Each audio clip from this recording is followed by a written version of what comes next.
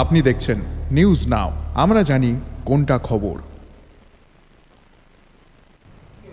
त्रिपुरा एक अग्रणी राज्य के रूप में कार्य कर रही है। इसका उद्देश्य समाज के अंतिम व्यक्ति तक सुविधाएं पहुंचाना है। दीनदयाल उपाध्याय जयंती समारोह में मुख्यमंत्री डॉक्टर मानिक शाह ने यह बात कही। इंटीग्रल ह्यूमनिज्म के संस्थापक पंडित दीनदयाल उपाध्याय की जयंती गुरुवार को मनाई गई। इस अवसर पर मुख्य राज्यव्यापी कार्यक्रम राजधानी के मुक्तधारा ऑडिटोरियम में आयोजित किया गया। मुख्यमंत्री डॉक्टर मानिक शाह इसमें उपस्थित थे। मुख्यमंत्री डॉक्टर मानिक शाह ने आज कहा कि पर कैपिटा इनकम के मामले में त्रिपुरा पूर्वोत्तर क्षेत्र में दूसरे स्थान पे है। जहां पिछली सरकार सिर्फ फोटो सेशन के लिए काम करती थी, वहीं वर्तमान सरकार के तहत त्रिपुरा नीति आयोग द्वारा मान्यता प्राप्त एक अग्रणी राज्य के रूप में काम कर रही है। এই রাজ্য ঠিকভাবে চলছে কিনা। আজকে আমাদের রাজ্য নর্থ ইস্টার্ন জোনের মধ্যে we are the fourth smallest state in the country. সেই জায়গায় আজকে আমাদের এখানে যে জিএসটিপি আছে, স্টেট যে জিডিপি, সেখানে সেকেন্ড হাইয়েস্ট আমরা নর্থ ইস্টার্ন জোনের মধ্যে।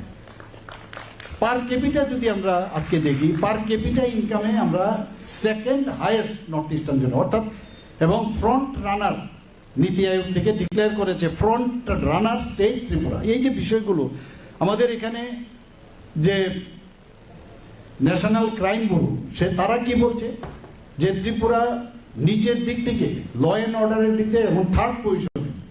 তাহলে এই যে প্যারামিটারগুলো সেগুলো তো আমরা বানাইনি, এগুলোর উপর ডিপেন্ড করছে we are in correct right direction.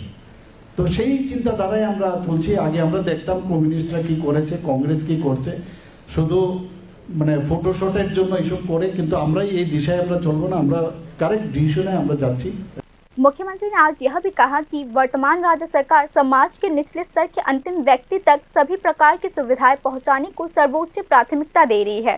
আপনারা সবাই দেখেছেন দুবার আমরা করেছি প্রতি করে যে সমস্ত বেনিফিটগুলো যাতে মানুষের মানে অফিসে না আসতে হয়, সেখানে আমরা সেই বেনিফিশিয়ারি স্কিমগুলো আমরা দিচ্ছি সেন্ট্রালের। এবং আমরা এটাও করেছি এবার আমাদের সরকার থেকে, আমার সরকার করে একটা পোর্টাল বের করেছি। বিভিন্ন গ্রামে গঞ্জে অনেক সময় বিভিন্ন সমস্যা থাকে, কোথায় যাবে, একটা ড্রেন খারাপ, একটা ওখানে ইলেকট্রিসিটির ইয়ে নেই, তো সেখানে আমার পোর্টালে যদি সে ফটো তুলে সেটা যদি আপলোড করে, নির্দিষ্ট টাইম লাইন দেওয়া হয়েছে যে ওই টাইমের মধ্যে এটাকে সমাধান করতে হবে।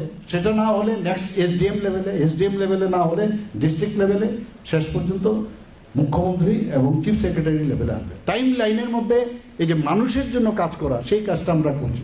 আমি বলছি না 100% হচ্ছে, কিন্তু আমরা দেখেছি যে পার্সেন্টেজ আসছে গ্রামে গঞ্জে সবচেয়ে বেশি, কিন্তু আমরা একটা কার্যকরী ভূমিকা নিয়েছি এবং মানুষ কিন্তু সেটা বেনিফিট পাচ্ছে। भारतीय राजनीति के सबसे प्रमुख व्यक्तित्वों में से एक और इंटीग्रल ह्यूमनिज्म के आदर्शों के पायनियर पंडित दीनदयाल उपाध्याय का जन्म 25 सितंबर 1916 को हुआ था। पंडित दीनदयाल उपाध्याय बीजेपी के पूर्वोत्तर भारतीय जनसंघ के नेता थे। 1940 के दशक में उन्होंने हिंदुत्व पुनरुत्थान की विचारधारा के प्रयास के लिए मंथली पब्लिकेशन राष्ट्रीय धर्म, जिसका व्यापक अर्थ राष्ट्रीय कर्तव्य है, उसे शुरू किया था। पंडित दीनदयाल उपाध्याय ने सांस्कृतिक राष्ट्रवादी मूल्यों और स्वदेशी जैसे कई सामाजिक संगठनों के माध्यम से इंटीग्रल ह्यूमनिज्म पर जोर देते हुए भारतीय राजनीति में एक राजनीतिक दल भारतीय जनता पार्टी की नींव रखी।